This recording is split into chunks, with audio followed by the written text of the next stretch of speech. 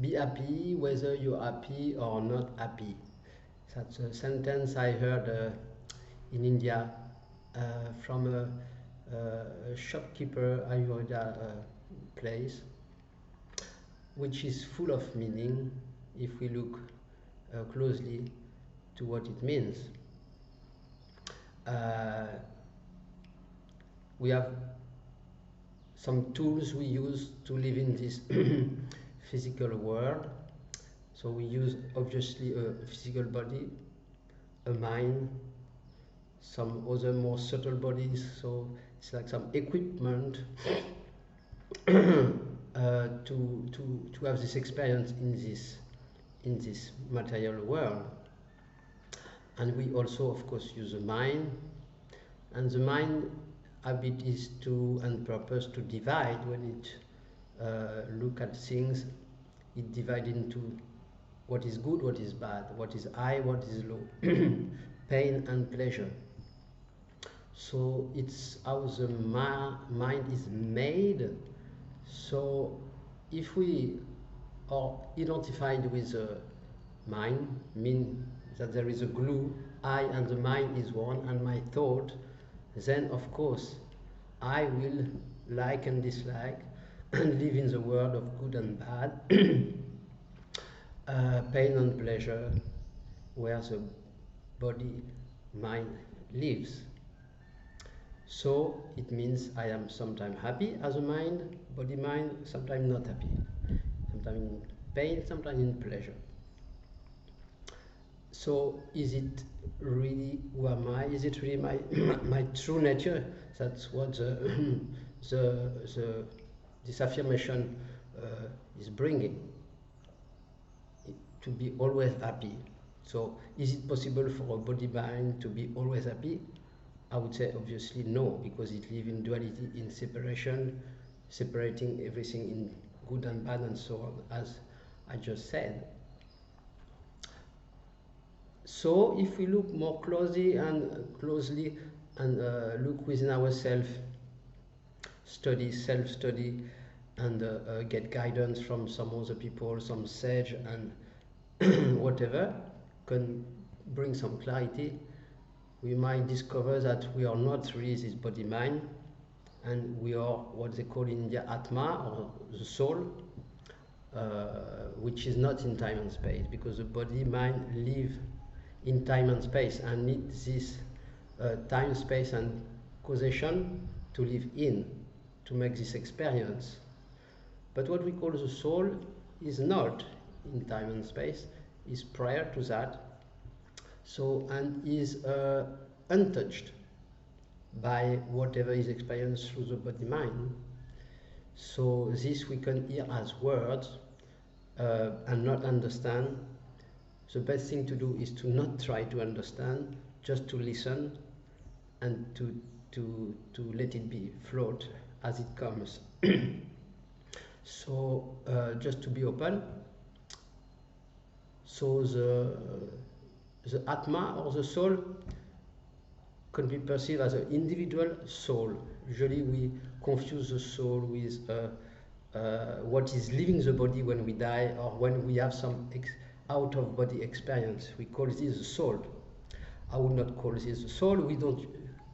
It's not really the soul. It's a subtle body, which is can go out and sometimes come back or not when we definitely leave the physical body.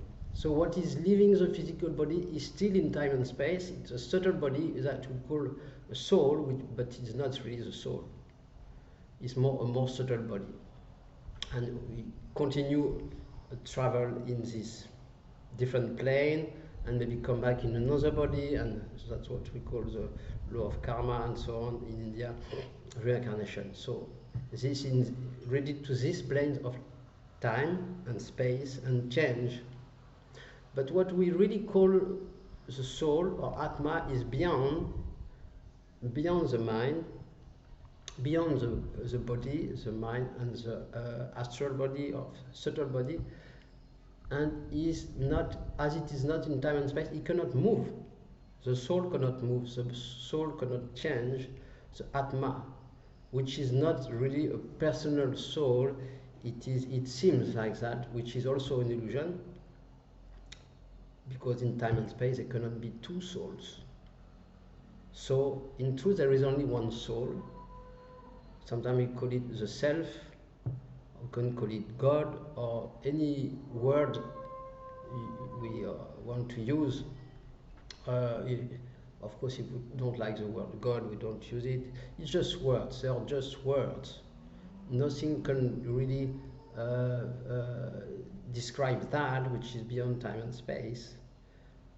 But we use word to point towards that reality which is not depending on experiences we can have.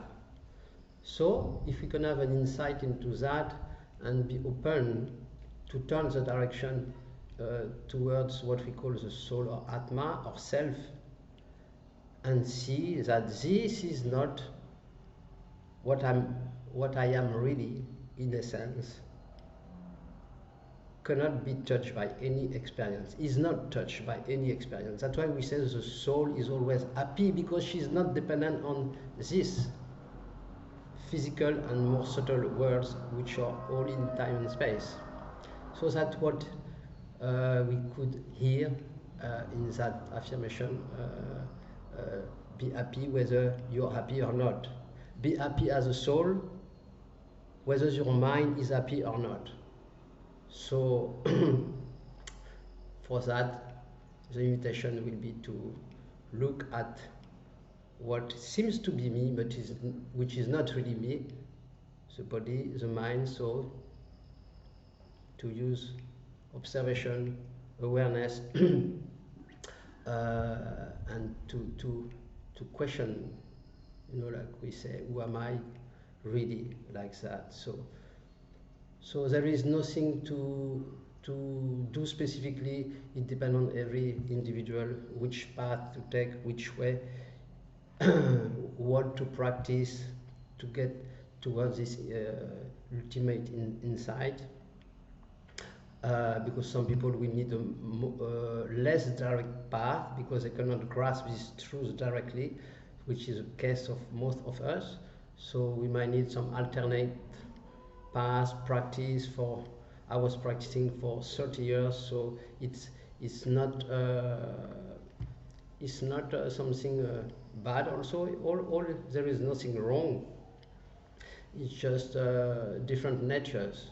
But ultimately, it's reaching to the same place, which is the absolute now, which is not in time and space, which is not depending on anything, which is the self, our true nature, and which is independent, so which does not need words, understanding, which is self-existent in itself. So whatever comes in our way, we can use that as it comes, any practice or more direct path. What is important is this burning fire for the absolute freedom, the absolute to gather all our desires which are going outside, for the outer freedom, to realize the absolute desire, which is to regain your true identity as the absolute self. So yes, things comes. This inner fire for freedom may come when we start to feel dissatisfaction from the world, and that's a normal process. And then we turn our attention toward searching for something more true, and ultimately that we are, which is already free, which is not in bondage, but as we are trapped in duality, in the mix of good and bad through the mind perception. So we think we are caught up because we are identified with the body mind, and we are separate from others. So we are subject to pain, sufferings, and so which alternate with pleasure, good, bad, old age, dying, and all these experiences. So beyond that, we may realize what we truly are. And for that, what we are, we don't need to change anything of the world. We don't need to change anything about the character.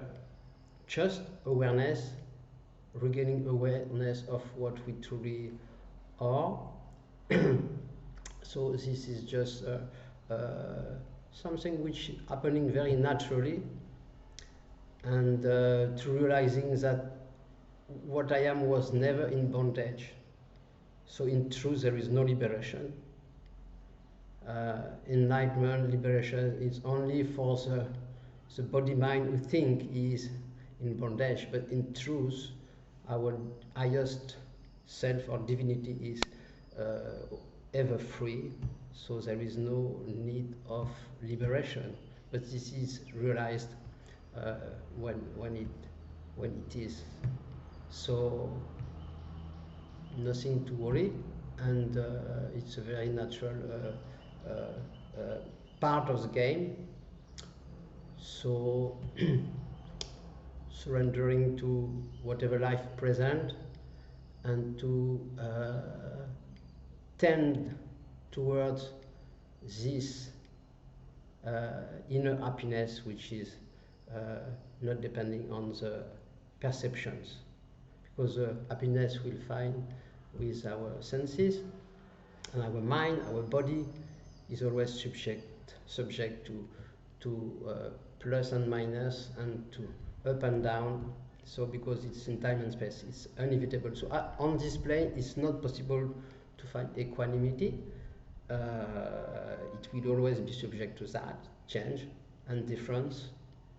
So only in our true nature, equanimity is already there, and it just has to be realized. So yes, so thank you for listening, and yes, see you for next video. Namaste.